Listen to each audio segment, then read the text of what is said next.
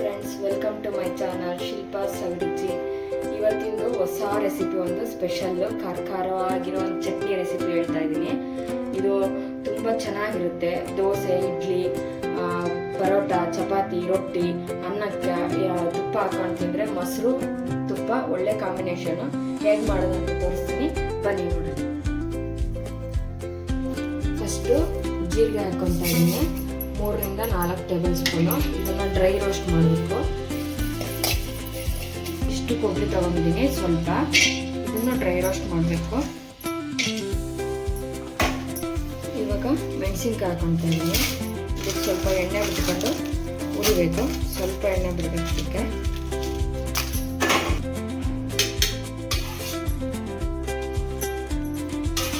2 spoon ಎಣ್ಣೆ ಹಾಕ್ತಾ ಇದ್ದೀನಿ. ಕಣ್ಣು ಬರೋವರೆಗೂ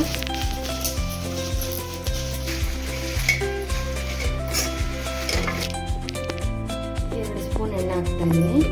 ಇವಾಗ ಈರುಳ್ಳಿ, ಬೆಳ್ಳುಳ್ಳಿ, ಕರಿಬೇವು ಎಲ್ಲ ಐತಲ್ಲ, ಅದನ್ನು ಹುರ್ಕೋಬೇಕು. ಅಷ್ಟು ಬೆಳ್ಳುಳ್ಳಿ ಹಾಕ್ತಾ ಇದ್ದೀನಿ.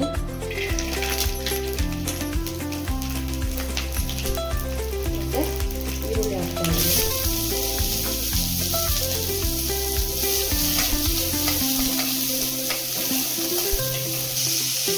ಜಾಸ್ತಿ ಈರುಳ್ಳಿ ಬೇಕಾಗಲ್ಲ. 2 ರಿಂದ 3 ಈರುಳ್ಳಿ ಮತ್ತು 2 ಚಿಕ್ಕ ಬೆಳ್ಳುಳ್ಳಿ ಇಟ್ಕೊಂಡ್ರೆ ಬೇಗ ಮನೇಲಿ ಇಡ್ಲಿ ಥರ ಬೇಕಾಗಲ್ಲ. ನಾರ್ಮಲಾಗಿ ಮನೆಯಲ್ಲಿ ಏನಿರುತ್ತೆ ಈರುಳ್ಳಿ, ಬೆಳ್ಳುಳ್ಳಿ, ಹುಣಸೆಹಣ್ಣು, ಮೆಣಸಿನ್ಕಾಯಿ ಬಿಟ್ಟರೆ ಚಟ್ನಿ ರೆಡಿ ಆಗುತ್ತೆ. ಏನು ಚಟ್ನಿ ಅಂದರೆ ಇದು ಕೆಂಪು ಚಟ್ನಿ ಅಥವಾ ಖಾರ ಚಟ್ನಿ ಅಂತ ತುಂಬ ಚೆನ್ನಾಗಿರುತ್ತೆ. ಇದು ರೊಟ್ಟಿಗೆ, ಚಪಾತಿಗೆಲ್ಲ ಇದನ್ನು ನಾನು ನಮ್ಮ ಅಮ್ಮನಿಂದ ಮತ್ತು ನಮ್ಮ ಅತ್ತೆಯಿಂದ ಕಲಿತಿದ್ದು. ತುಂಬ ಚೆನ್ನಾಗಿರುತ್ತೆ, ಒಳ್ಳೆ ಟೇಸ್ಟಿಯಾಗಿರುತ್ತೆ. ಜೋಳದ ರೊಟ್ಟಿಗಂತೂ, ರಾಗಿ ರೊಟ್ಟಿಗೆ, ಜೋಳದ ರೊಟ್ಟಿಗೆ ಒಳ್ಳೆ ಕಾಂಬಿನೇಷನ್ ಇದೆ ಚಟ್ನಿ. ಖಾರವಾಗಿ ಹುಳಿ ಹುಣಸೆಹಣ್ಣೆಲ್ಲ ಹಾಕಿರ್ತೀವಲ್ಲ, ತುಂಬ ಚೆನ್ನಾಗಿರುತ್ತೆ. 4 ಕಟ್ಟಿ ಕರಿಬೇವು ತೊಗೊತಾ ಇದ್ದೀನಿ. ಇವಾಗ ಇದಕ್ಕೆ ಹಾಕ್ಬಿಟ್ಟು ಚೆನ್ನಾಗಿ ಹುರ್ಕೊಂಡ್ಬೇಕು. ಕಂದು ಬಣ್ಣ ಬರೋವರೆಗೂ ಹುರ್ಕೊಂಡು ಚೆನ್ನಾಗಿ. ಫಸ್ಟ್ ಇದಕ್ಕೆ ಡ್ರೈ ರೋಸ್ಟ್ ಮಾಡಿರ್ತೀವಲ್ಲ, ಜೀರಿಗೆ ಮತ್ತು ಕೊಬ್ಬರಿ, ಅದನ್ನು ಹಾಕಿದ್ದೀನಿ. ಇವಾಗ ಮೆಣಸಿನ್ಕಾಯಿ ಹಾಕ್ಕೊತಾ ಇದ್ದೀನಿ.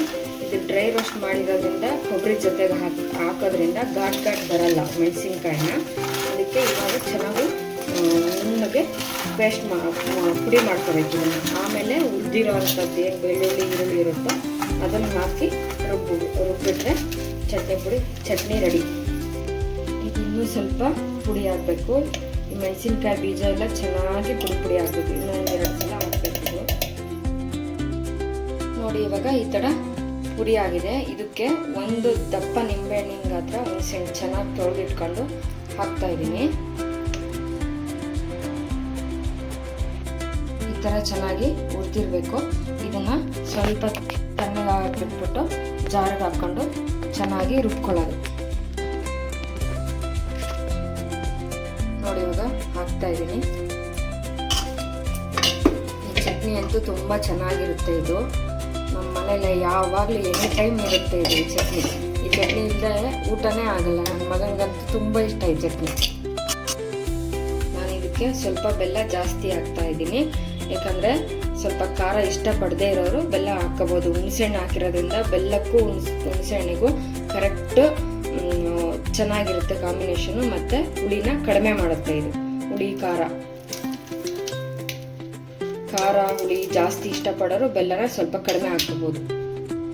ನೋಡಿ, ಈ ಥರ ಆಗಿದೆ. ಇನ್ನೂ ಸ್ವಲ್ಪ ನುಣ್ಣಗೆ ರುಬ್ಕೋಬೇಕು. ಮೇಲೆ ಕೆಳಗೆ ಮಾಡಿಬಿಟ್ಟು ಸ್ಪೂನೆಲ್ಲ ಭಾಳ ಮತ್ತೆ ನೀರು ಹಾಕ್ತಾ ಇಲ್ಲ ನಾನು. ಈ ಚಟ್ನಿಗೆ ನೀರೇ ಹಾಕ್ತಾ ಇಲ್ಲ. ಬರೀ ಹುಣಸೆಹಣ್ಣು ಮತ್ತು ಬೆಲ್ಲ ಹಾಕೋದ್ರಿಂದ ನೀರು ಹೊಡಿಯುತ್ತೆ ಅದು. ಅದರಲ್ಲೇ ಚೆನ್ನಾಗಿ ರುಬ್ಬಬೇಕು. ಬೆಲ್ಲ ಹಾಕ್ತಾ ಇದ್ದೀನಿ ನೋಡಿ. ಇನ್ನೊಂದು ಸ್ವಲ್ಪ ನೋಡಿ, ಕೊತ್ತಂಬರಿ ಸೊಪ್ಪು ಹಾಕ್ತಾ ಇದ್ದೀನಿ.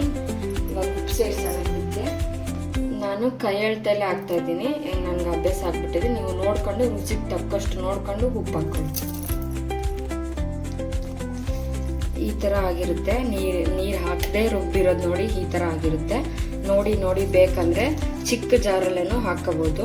ಹೆವಿ ಲೋಡ್ ಅನಿಸಿದ್ರೆ ಸ್ವಲ್ಪ ಎತ್ತಿಟ್ಬಿಟ್ಟು ಮತ್ತೆ ಎಷ್ಟು ಬೇಕೋ ಅಷ್ಟು ನೋಡ್ಕೊಂಬಿಟ್ಟು ಹಾಕಿ 5ರಿಂದ 6 ಸಲ ಹಾಕಿದ್ರೆ ಚೆನ್ನಾಗಿ ಟೇಸ್ಟ್ ಆಗುತ್ತೆ. ಚೆನ್ನಾಗಿ ಎಷ್ಟು ತಾಳ್ಮೆಯಿಂದ ಮಾಡ್ತೀವೋ ಅಷ್ಟು ಚೆನ್ನಾಗಿರುತ್ತೆ ಇದು ಚಟ್ನಿ. ರುಚಿಯಾದ ಕೆಂಪು ಚಟ್ನಿ ಅಥವಾ ಖಾರ ಚಟ್ನಿ ಚಪಾತಿ, ರೊಟ್ಟಿ, ಅನ್ನ, ಮುದ್ದೆಗೆ ಸ್ವಲ್ಪ ಚೆನ್ನಾಗಿ ಜಾಸ್ತಿ ತುಪ್ಪದ ಒಗ್ಗರಣೆ ಹಾಕಬೇಕು. ಚೆನ್ನಾಗಿರುತ್ತೆ ಇದಕ್ಕೆ. ತುಪ್ಪ ಮತ್ತು ನಿಮ್ಮ ಮನೇಲಿ ಯಾವುದಿರುತ್ತೋ ಆ ಅಡುಗೆ ಎಣ್ಣೆ ಉಪಯೋಗಿಸ್ಕೊಂಡು ನೀವು ತಿನ್ನುವಾಗ ಒಗ್ಗರಣೆ ಹಾಕ್ಕೊಂಡ್ರೆ ತುಂಬ ಚೆನ್ನಾಗಿರುತ್ತೆ ಟೇಸ್ಟು. ಅನ್ನಕ್ಕೆ ಮತ್ತು ಬಿಸಿ ಅನ್ನ ಮತ್ತು ತುಪ್ಪ ಹಾಕ್ಕೊಂಡ್ರೆ ತುಂಬ ಚೆನ್ನಾಗಿರುತ್ತೆ ಟೇಸ್ಟು. ಈ ಚಟ್ನಿಗೆ ನೀರೇ ಹಾಕಿಲ್ಲ ನಾನು. 1 ಮಂತ್ ನೀವು ಹೊರಗಡೆ ಸ್ಟೋರ್ ಮಾಡಿ ಇಟ್ಕೋಬೋದು. ಫ್ರಿಡ್ಜ್ ಇಲ್ಲದೇ 1 ಮಂತ್ ಸ್ಟೋರ್ ಮಾಡಿ ಇಟ್ಕೋಬೋದು. ಮತ್ತು ನಾನು ಇವಾಗ ಮುಂಚೆನೇ ಒಗ್ಗರಣೆ ಹಾಕಿಲ್ಲ ಇದಕ್ಕೆ. ನೀವು ಬೇಕು ಅನ್ನೋರು ಹಾಕ್ಬಿಟ್ಟು ಫ್ರಿಜ್ಜಲ್ಲಿ ಸ್ಟೋರ್ ಮಾಡಿ ಇಟ್ಕೋಬೇಕು. ತುಂಬ ಚೆನ್ನಾಗಿರುತ್ತೆ ಈ ಚಟ್ನಿ. ಖಾರ, ಹುಳಿ, ಸ್ವೀಟ್ ಬೆಲ್ಲ ಹಾಕಿರೋದ್ರಿಂದ ಎಲ್ಲ ಥರದ ಟೇಸ್ಟನ್ನು ಸಿಕ್ಕುತ್ತೆ ಇದರಲ್ಲಿ. ಕೆಂಪು ಚಟ್ನಿ ಅಥವಾ ಖಾರ ಚಟ್ನಿ ಅಂತ ಹೇಳ್ತಾರೆ. ನಮ್ಮ ಮನೇಲಂತೂ ಆಲ್ ಟೈಮ್ ಫೇವ್ರೇಟ್. ನಮ್ಮ ಹಸ್ಬೆಂಡ್ಗೆ ಮತ್ತು ಮಗನಿಗೆ ಇದಿಲ್ಲದೇ ಊಟನೇ ಕಂಪ್ಲೀಟ್ ಆಗಲ್ಲ ಅವ್ರಿಗೆ.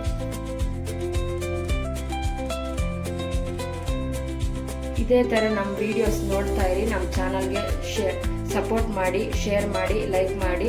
ನಮ್ಮ ವಿಡಿಯೋಸನ್ನು ಕೊನೆಯವರೆಗೂ ಎಂಡ್ ಆಗೋವರೆಗೂ ನೋಡಿ. ಸಬ್ಸ್ಕ್ರೈಬ್ ಮಾಡಿದಿರಲ್ಲ ಯಾರ್ಯಾರು ಅವರೆಲ್ಲರಿಗೂ ತುಂಬ ಹೃದಯದ ಧನ್ಯವಾದಗಳು.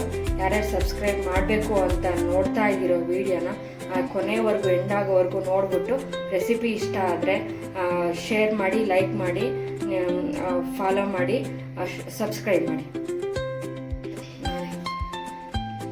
ನೀವು ಈ ರೆಸಿಪಿನ ಮನೇಲಿ ಟ್ರೈ ಮಾಡಿ. ಟೇಸ್ಟ್ ಹೇಗೆ ಬರುತ್ತೆ ಅಂತ ಕಮೆಂಟ್ ಬಾಕ್ಸಲ್ಲಿ ಕಮೆಂಟ್ ಮಾಡಿ. Thank you all.